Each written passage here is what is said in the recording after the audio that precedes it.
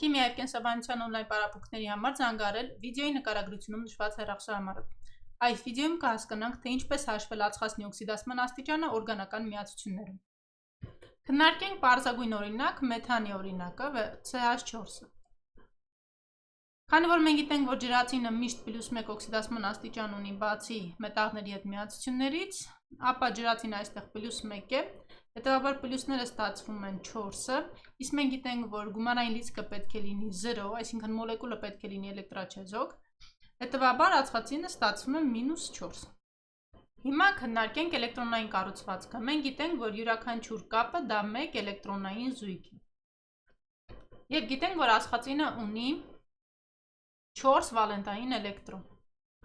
Եվ գիտենք, որ ինչքան տարը էլեկտրաբացական է, այնքան ավելի շատ է դեպի իրեն շեղում էլեկտրոնային զույգերը, այսինքն էլեկտրոնային զույգերը շեղվելու են առավել էլեկտրաբացական տարի ատոմի կողմը։ Քանի որ ածխածինը ավելի էլեկտրաբացական տարր է, այն բոլոր էլեկտրոնային զույգերը շեղում է դեպի իր կողմը, ստացվում է, որ այն ունի այս պահի դրությամբ 8 վալենտային էլեկտրոն։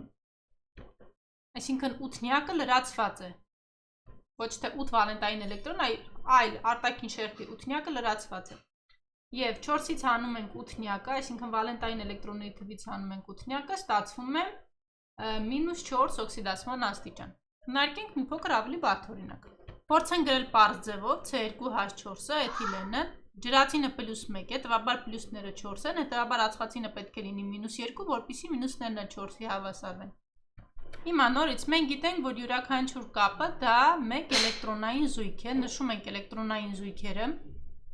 Արդեն գիտենք, որ ածխածինը ավելի էլեկտրաբացական տարր է, քան ջրածինը, հետևաբար էլեկտրոնային զույգերը այն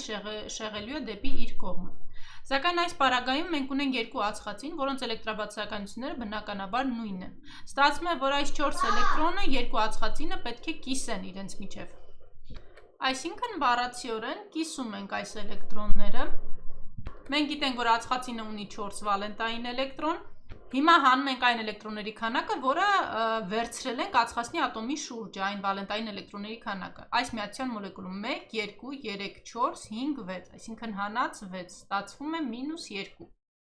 Եվ նույն իրավիճակը լինելու է երկրորդ ածխածնի ատոմի դեպքում, կրկին 4 վալենտայինից հանելու ենք 6-ը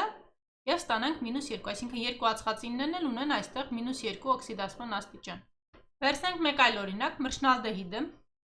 Մենք գիտենք, որ թթվածինը -2 է, ջրածինը +1, այսինքն այս պահին ունենք պլյուսները 2, մինուսները 2, ստացվում է, որ ածխածինը պետք է 0 լինի, որպեսզի պլյուսներն ու մինուսները մնան հավասար։ Նշենք էլեկտրոնային զույգերը, մեկ կապը 1 էլեկտրոնային զույգ։ Մենք գիտենք, որ ածխածինը ավելի էլեկտրաբացական տարր է, քան ջրածինը, այսինքն այս էլեկտրոնային զույգերը շեղվելու են դեպի ածխածնի ատոմը։ Բայց եթե մենք համեմատում ենք թթվածնի հետ, թթվածինը ավելի էլեկտրաբացական է, քան ածխածինը, այսինքն թթվածինը դեպի իրեն է քաշելու էլեկտրոնային զույգերը։ Հիշում ենք, որ ածխածինը ունի 4 վալենտային էլեկտրոն, հանում ենք այս պահին իր շուրջը գտնվող վալենտային էլեկտրոնները, այսինքն 1, 2, 3, 4, եւ ստացվում է 0 օքսիդացման աստիճան։ Հիմա նայում ենք թթվածինին, թթվածինը դեպի իրեն է շեղել երկու զույգներ, այսինքն ամբողջությամբ շեղված են դեպի իր կողմը, քանի որ ավելի էլեկտրաբացական է։ Թթվածինը, քանի որ գտնվում է 6-րդ խմբում, ունի 6 վալենտային էլեկտրոն, հանում ենք իր շուրջը գտնվող վալենտային էլեկտրոնները 1, 2, 3, 4, 5, 6, 7, 8։ Ստացվում է -2։ Ինչ վերաբերում է ջրածնին, ջրածինը ունի 1 վալենտային էլեկտրոն։ Եթե վալենտային էլեկտրոնից հանում ենք իր շուրջը գտնվող էլեկտրոնը, չկա, որովհետև ածխածինը ամբողջությամբ շեղել է դեպի իր կողմը, այսինքն հանում ենք 0, ստացվում է +1, ջրածինը +1 օքսիդացման աստիճանում։ Հիմա վերցնենք մրջնաթթվի օրինակը, թթվածինը -2 է, ջրածինը +1, պլյուսները 2 են, մինուսները 4, ստացվում է ածխածինը պետք է լինի +2 օքսիդացման աստիճանով, որպեսզի պլյուսներն ու մինուսները հավասարվեն։ Հիմա նույնը կատարենք էլեկտրոնային կառուցվածքով։